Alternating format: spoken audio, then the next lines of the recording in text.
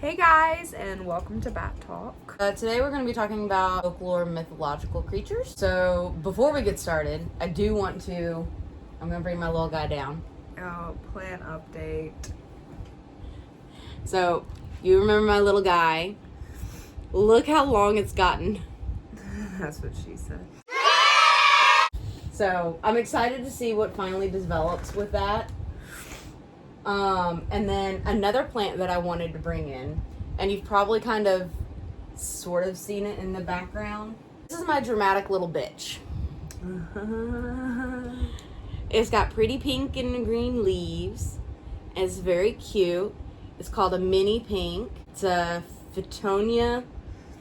I don't know how to pronounce the second one. It's really pretty. I'm not good at the names. I just like what I like. But this is my dramatic little bitch in the fact that, because when I check for watering, I go on a schedule as far as I check on the weekends. And so I have my little skewer and I stick it down in the dirt, and if it needs to be watered, soil won't stick to the skewer.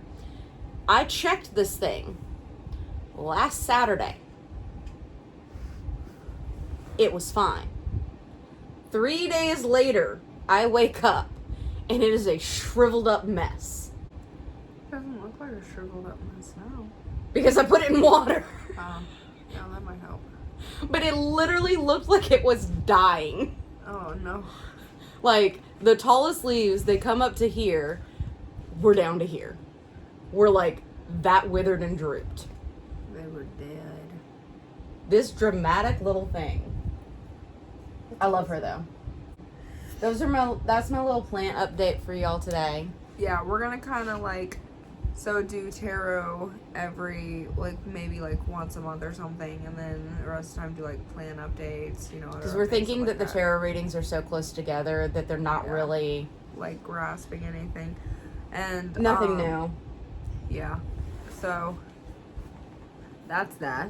So do you want to go first? I'm very curious about the shadow people.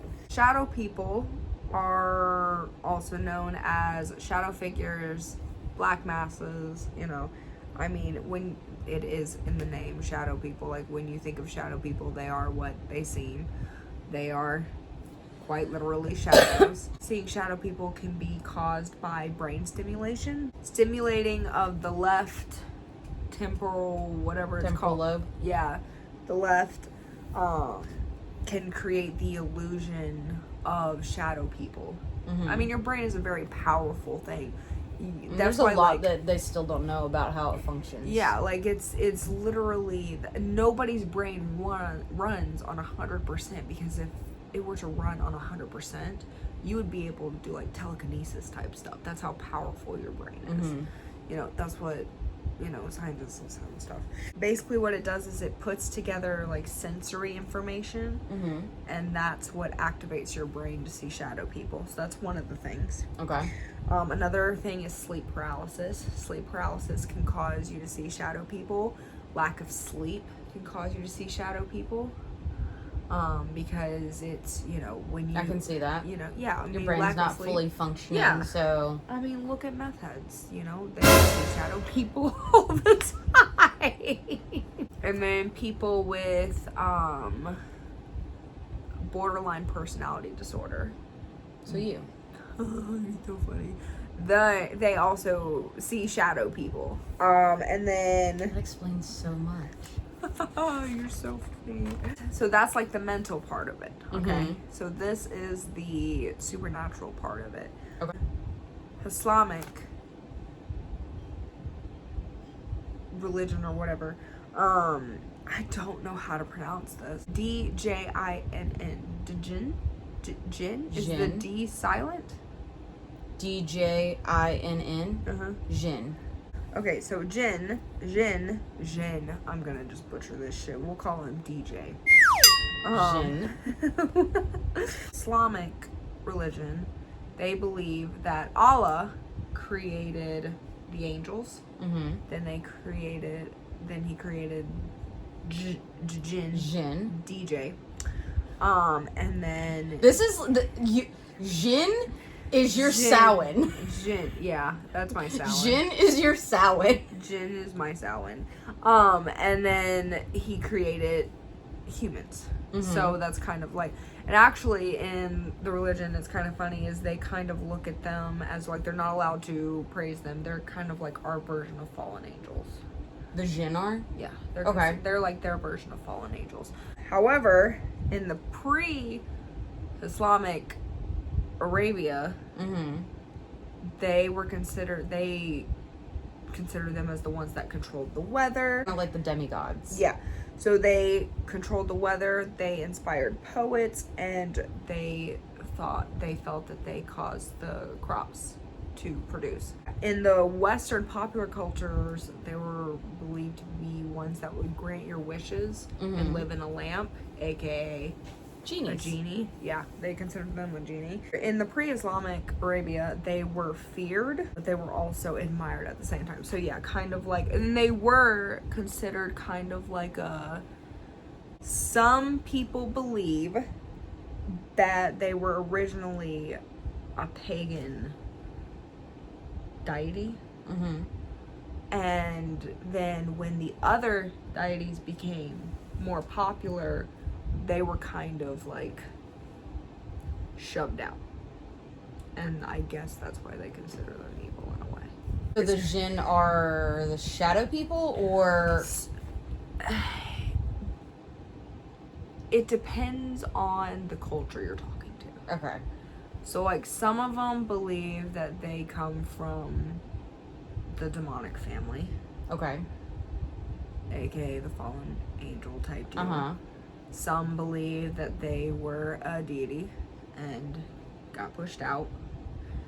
And then some believe that they were genies who granted wishes. And then others believed that they were just here to support, to grow crops and control the weather. They were Mother Nature, essentially. My opinion on shadow people, I think they're spirits that people created.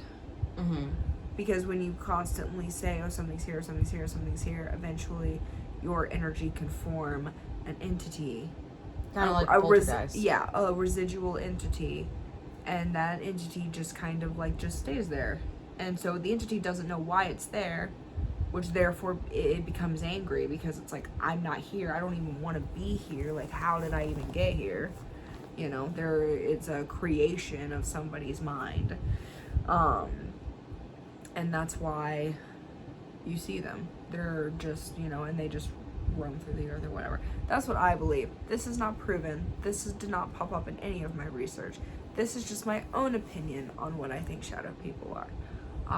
Disclosure, I do not know if that is true. That's just my opinion on what it actually is.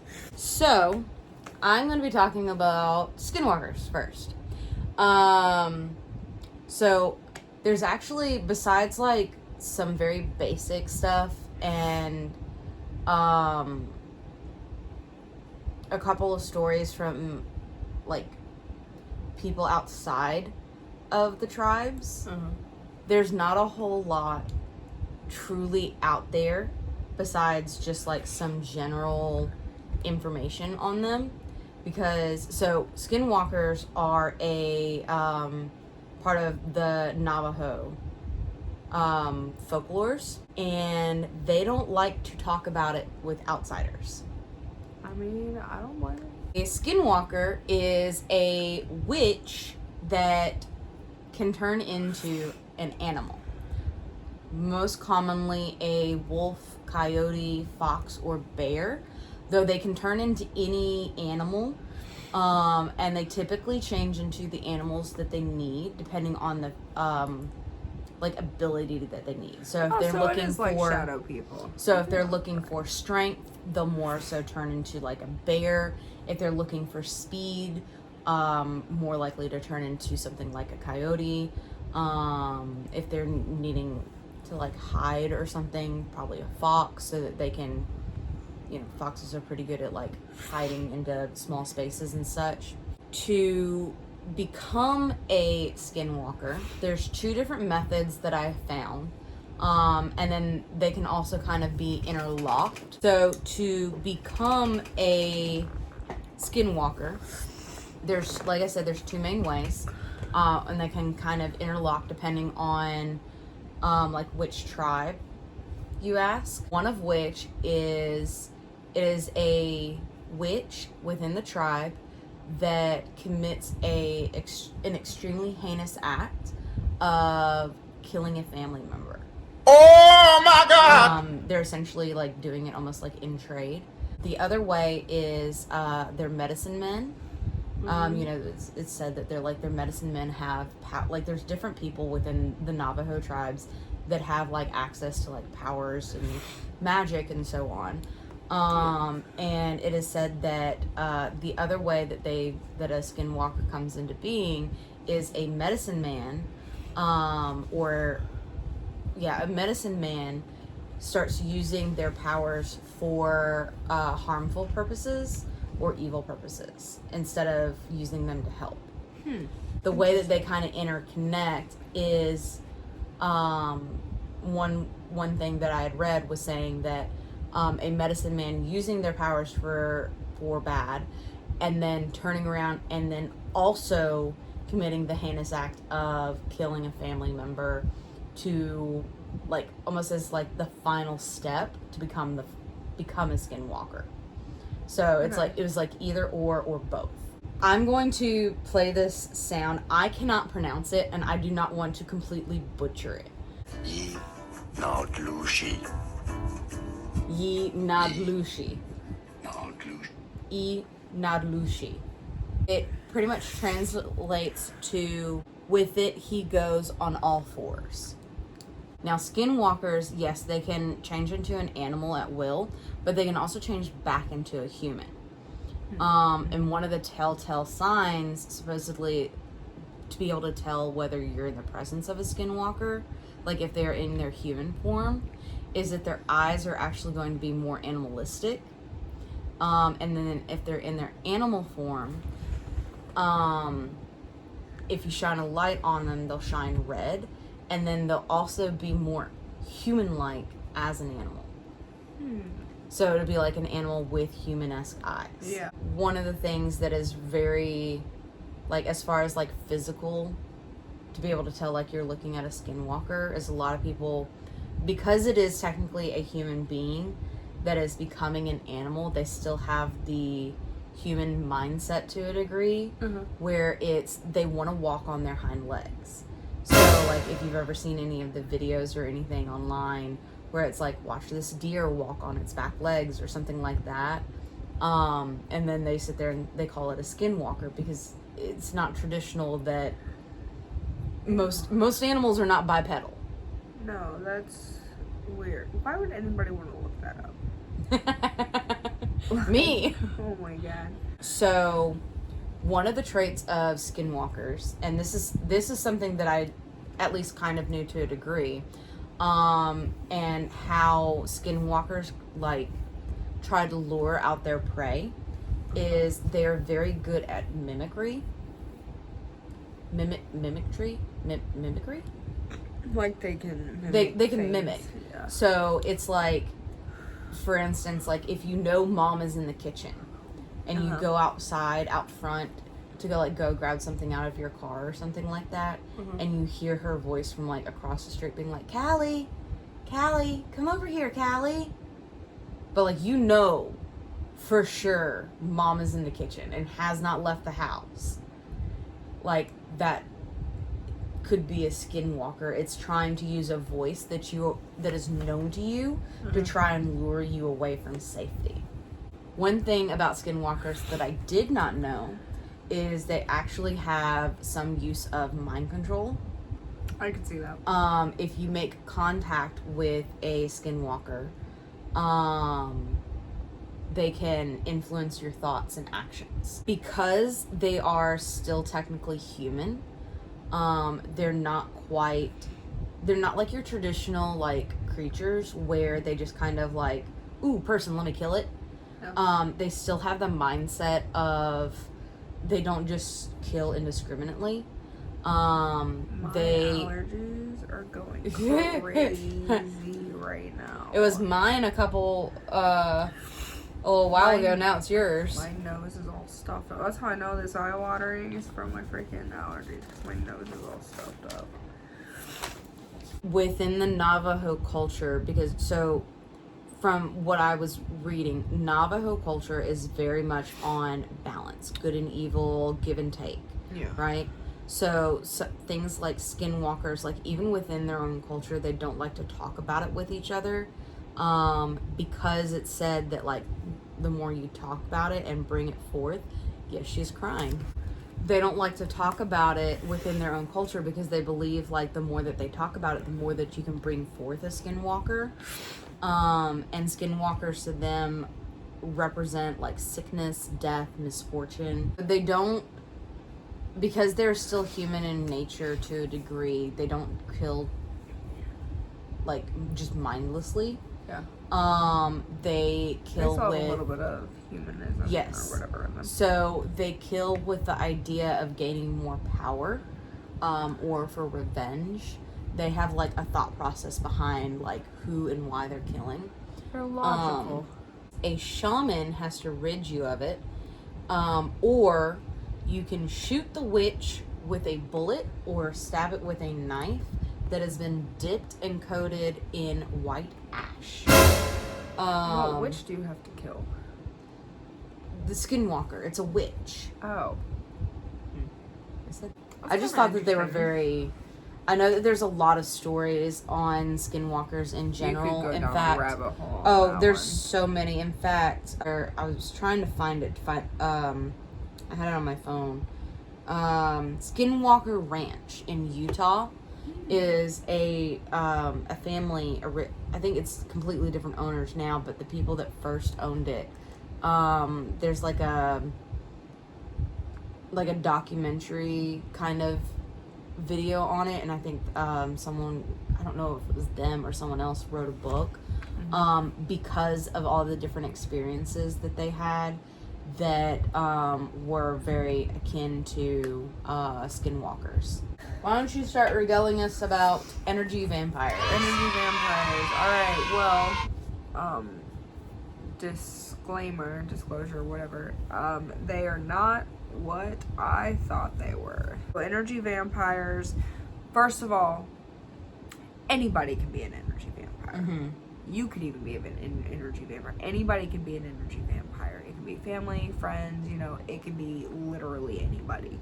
What an energy vampire does is they drain your energy. How some of the signs that you're around an energy vampire, people that are like very obsessive, they get jealous really easily. Whenever you're around them and you leave, like you're just like exhausted. Mm-hmm. Like it's like, like you don't want to do anything. It has like narcissistic tendencies too. Like they can sit there and like they'll belittle you. They'll sit there and they'll, they're just like straight up mean to you. And everything's about them. Yeah, everything is about them. Ecologist named Nancy Irwin in Los Angeles said, common signs of an energy vampire: they always talk about themselves, they have a victim mentality, they always have drama, they constantly have drama. And there's actually it's either this doctor or another one said that there's a difference between trauma dumping and somebody being an energy vampire. Trauma dumping is where it's one specific event, whereas energy vampires, it's all the just time. Like, it's everything. It's their whole life, and all the new things are happening constantly. It's just like it's like a never-ending cycle or whatever, demanding attention and neediness. So those are signs of energy vampires, and usually when you're around these people, when you leave, you're like completely drained, which I've been around some people like that, and it literally is weird how much energy is drained from you. Even if it's like a mutual hangout and it's like you guys are both just talking about your crap, all of a sudden you go home and you're just like, why am I so tired right now? Like, why am I drained? Some ways that you can like protect yourself from being drained from energy is, they said, to set boundaries with these people. Say no, because the more you, it's like an entity or whatever. The more you engage, the more likely they are, and they're very codependent, so they feed onto people that kind of like We'll let them. Yeah. They even, like, at first will come off as extremely friendly. Will come off as, like, super bubbly, blah, blah, blah. And then it's like the minute they feel like, oh, I've got you. It's, like, possessive, abusive, like, just narcissistic. Personality switches. Like, just, yeah, like that. They always talk about themselves. It's always about them. Oh, if you know anybody like that, you should probably get rid of them, but that's your choice, I guess. But it more so has to do with the mental state and how you become an energy vampire. This is not something you are born as. This is something that comes from past trauma. So if you have mental health issues, something attached to you, which is, more of a spiritual thing. It's kind of like it's also kind of a mix between the two. This is more towards mental health, but it does have some things that are connected to the spirit realm. It comes from mental health issues, certain attachments, aka, like demonic, spiritual, spirits, entities, whatever. And then past trauma. Those can cause you to become an energy vampire. Does not make you a bad person, because that's the thing is, some people don't know they're energy vampires. So they don't realize what they're doing. Yeah. They're not doing it intentionally. Yeah, they're not intentionally. That's some of them. Now, some of them do know what they are, and they do it intentionally because it makes them more powerful. But there are a lot of people that do not know that they're energy vampires. Not gonna lie, to a degree, it just sounds like an energy vampire is an annoying person. It sounds like a very toxic person. That's for sure. A very, very toxic person. And that's why they say, like, you have to set boundaries with these people. So, I am curious, because when we started talking about our ideas for this video, and you said you wanted to do energy vampires, and then tonight you're saying that it was not what you thought it was. Yeah. Before you started your research, what was your idea of what an energy vampire was? So for me, I thought it was somebody with abilities that... Like, was the premise the same as far as, like, someone who takes your energy? Yes, but it was so more the premise like... is the same, but I thought it was more of like, that's just their ability. They're an energy vampire. Because like thinking, almost kind of like, and this is going to be a weird simile, but this is the way my mind works, where it kind of, when you try to give me an example, my mind conjures up an image that kind of like substitutes what you're saying. So like when you're talking about like, them siphoning off someone else's energy. You know the scene in Hocus Pocus when the witches are like draining the youth from a child, draining the life from the child, and you can almost see like the energy like transferring to them. Like that's kind of what I have in my mind. No, I don't think it's nothing like that. But like, you know what I mean? Like not physically, like you're like, oh, that's an energy vampire right there. You can see them sucking the life out of that person. Like that bluey glow is just all around them. Yeah. I'm not saying that, but essentially like the same thing as far as like an actual power to do it and not, and I know you said yourself, like there are people that are doing it intentionally and know what they're doing, but like more often than not, people don't realize what they're doing. Yeah. Versus like it actually being a power to be like, I'm running low on energy myself. I need to go fill up. So let me go suck the energy out of this person. Yeah. Does that make sense? Yeah. That does make sense.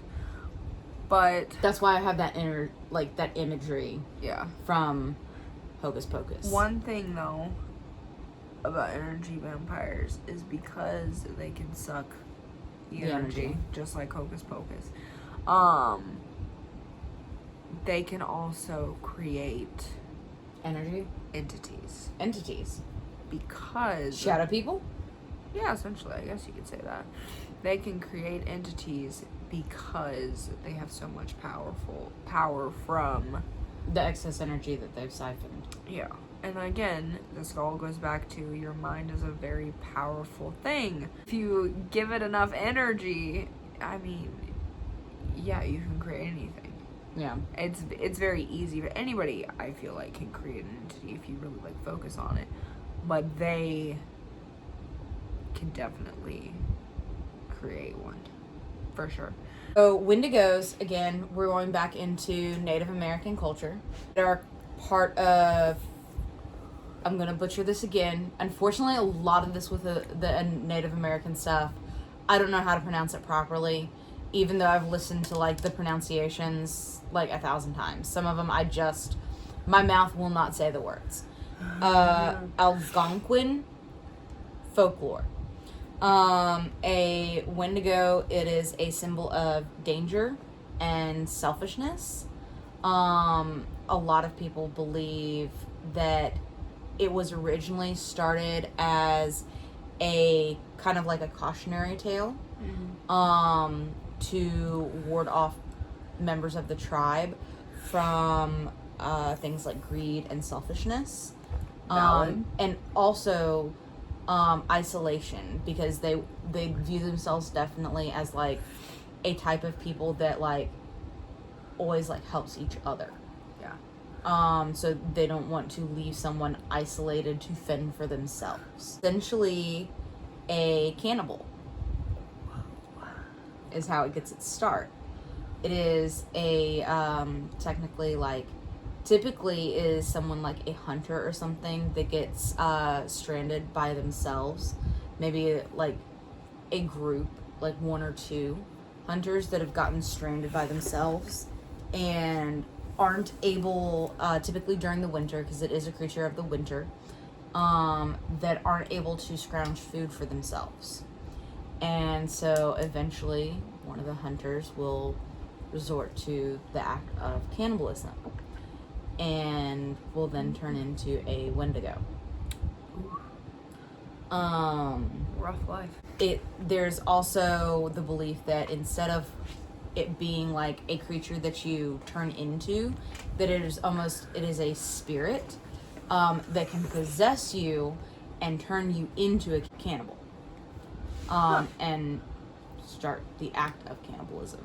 So is that what Jeffrey Dahmer is? Who knows? Maybe. Possibility. Interesting. New conspiracy theory. That's new conspiracy theory. Jeffrey Dahmer is a Wendigo. They are next documentary out. Call me. I got you. Wendigos are typically viewed as being long-limbed creatures with sharp claws. They generally smell of decay and death. Ew. Yeah. They've got sunken-in features, like sunken-in eyes. They're meth heads. They're seen as kind of like being sickly, because again, these are creatures that are kind of like they're out in the woods, and because they are primarily seen during like the winter months where there's not like a lot of typical like animals or anything like that. Yeah. And they are cannibalistic, as in they eat humans. Yeah. So they don't always have like steady access to them. And they do, I believe that I saw that they hibernate, but like the reverse, like they're out during the winter and hibernate during the summer. I'm not 100% sure of that. They'll have glowing eyes, and depending on how much, the more they eat, the taller or bigger that they get.